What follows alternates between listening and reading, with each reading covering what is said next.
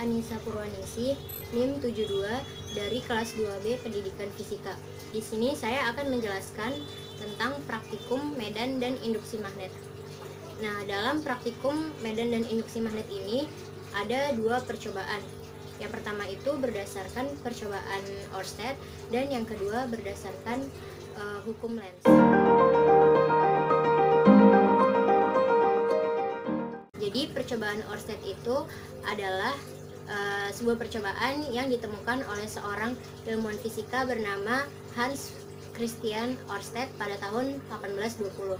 Nah, ia mengatakan bahwa ketika sebuah kompas diletakkan di dekat kawat yang dialiri oleh arus listrik, maka menyebabkan jarum pada kompas tersebut akan menyimpang atau berbelok. Jadi dapat disimpulkan bahwa dalam percobaan Oersted ini arus listrik akan menghasilkan medan magnet.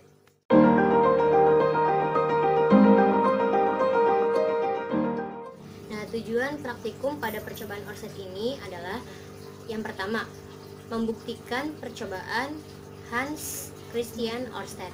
Yang kedua, mengetahui faktor-faktor atau variabel-variabel apa saja yang memengaruhi besarnya medan magnet. Yang ketiga, menganalisis hubungan antara medan magnet dan arus listrik.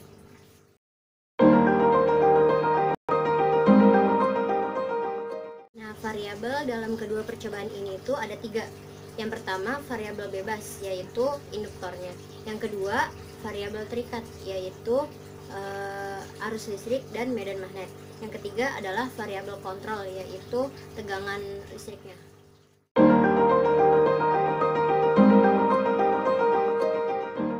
Nah, di sini saya membuat dua hipotesis atau dugaan sementara berdasarkan percobaan tersebut. Yang pertama adalah dilihat dari lilitan kumparan. Semakin banyak jumlah lilitan pada kumparan, maka arus yang mengalir juga semakin besar. Yang kedua, dilihat dari polarisasi.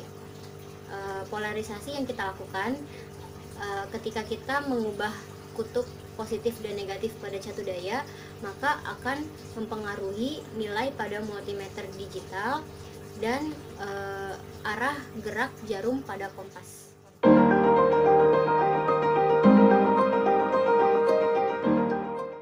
Selanjutnya saya akan menjelaskan alat dan bahan yang digunakan pada percobaan pertama ini.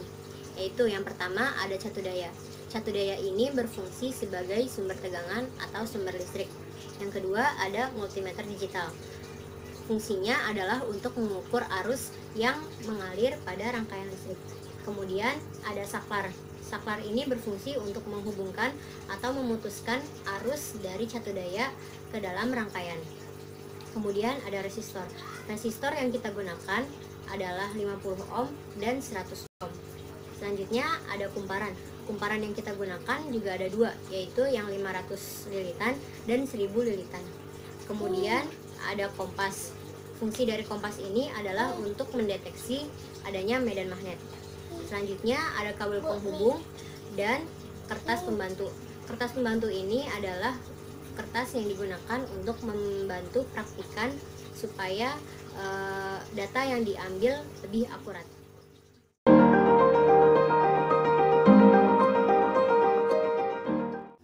Yang pertama adalah kita menghubungkan dari kutub positif pada catu daya ke saklar menggunakan kabel penghubung.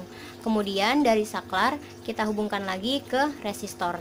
Dari resistor kita menghubungkan lagi ke bagian ampere pada multimeter digital untuk mengukur besarnya arus listrik.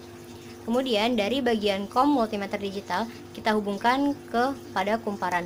Nah, untuk menandakan ke lubang mana kita menghubungkan ke kumparannya adalah ke bagian yang ada simbol arus masuknya, yang menandakan kita harus memasukkan kabel penghubung ke situ. Kemudian dari lubang satunya lagi pada kumparan kita hubungkan ke kutub negatif pada catu daya.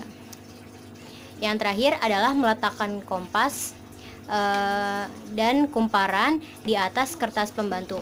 Nah, letak kompas ini harus pada titik 0 dan sejajar dengan kumparan. Rangkaiannya terpasang, sebelum melakukan praktikum kita harus memastikan lagi nih, apakah jarum pada kompas benar-benar sudah pada titik 0 atau belum. Jika belum berada pada titik 0 dan sejajar dengan kumparan, maka caranya adalah dengan menggeser-geser kertas pembantu sampai jarum pada kompas benar-benar berada pada titik 0. Kemudian langkah selanjutnya adalah mencolokkan catu daya ke sumber listrik atau ke PLN. Kemudian nyalakan catu daya dengan menekan tombol power. Kemudian arahkan selektor pada catu daya ke 12 volt. Lalu pada multimeter digital, karena kita akan mengukur arus listrik yang mengalir, jadi kita menggunakan selektor ke arah ampere. Nah, batas ukur yang kita gunakan adalah 20 mA per 10 ampere. Selanjutnya adalah mengalirkan arus listrik dari catu daya ke dalam rangkaian dengan menekan tombol on pada saklar. Setelah itu kita mengamati angka yang tertera pada multimeter digital, berapa besarnya arus yang mengalir pada rangkaian tersebut. Kemudian kita amati juga simpangan pada kompas, berapa derajat besarnya simpangan yang terjadi. Kemudian setelah mendapat data untuk arus listrik dan derajat pembelokan pada kompas, lalu kita catat pada laporan sementara. Kita mengubah resistornya, yaitu yang tadinya 50 ohm kita ubah menjadi 100 ohm. Begitu juga kumparannya yang 500 liter kita ubah menjadi 1000 liter. Kemudian langkah-langkahnya sama seperti yang pertama tadi. Setelah mendapat data-datanya, lalu jangan lupa dicantumkan ke laporan sementara. Kemudian selanjutnya untuk menguji polaritas apakah berpengaruh pada pengukuran arus listrik, kita bisa menukarkan kabel pada kutub positif catu daya ditukarkan ke negatif, dan negatif pada negatif ke positif. Dan selanjutnya kita lihat perbedaan pada nilai di multimeter digital dan simpangan pada kompas. Apakah simpangannya searah dengan jarum jam atau ke kanan, ataukah malah sebaliknya, malah simpangannya ke arah kiri.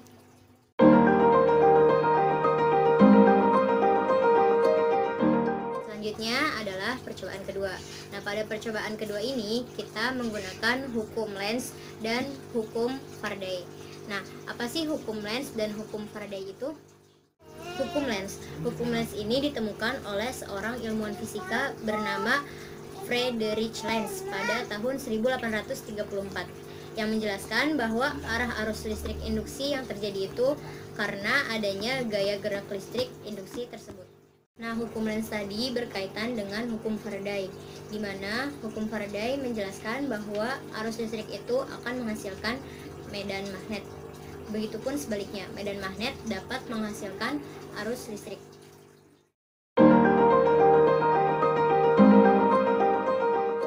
Percobaan kedua ini, alat-alat dan bahan-bahan yang kita gunakan adalah yang pertama multimeter digital, yang kedua ada kabel penghubung, kemudian ada kumparan 500 lilitan dan 1000 lilitan, kemudian ada magnet.